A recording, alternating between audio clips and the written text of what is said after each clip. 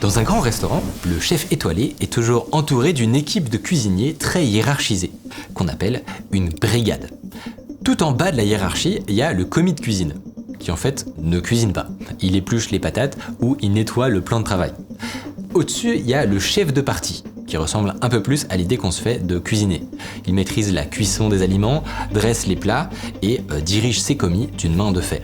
Par contre, il est spécialisé, par exemple dans les sauces ou les viandes. Vient ensuite le sous-chef, ou seconde cuisine. Lui, c'est le bras droit du chef étoilé. Il corrige les assaisonnements, il coordonne les différents chefs de partie et il s'occupe de la gestion des stocks. Dans ce contexte très codifié, tout cuisinier qui espère devenir un grand chef étoilé doit commencer sa carrière en bas de l'échelle. D'abord commis, puis chef de partie, et ainsi de suite. Et les outils de développement IA, comme Cursor, Copilot et autres Claude Code, ils sont un peu comme des commis et des chefs de partie. Allez.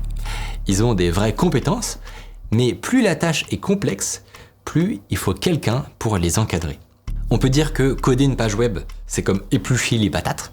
Produire un site e-commerce de quelques pages avec un panier et un bouton d'achat, c'est comme préparer une viande à la bonne cuisson avec la petite sauce qui va bien. Et développer une appli qui doit gérer des millions d'utilisateurs en même temps, ça revient à diriger une brigade de 90 personnes pendant le coup de feu.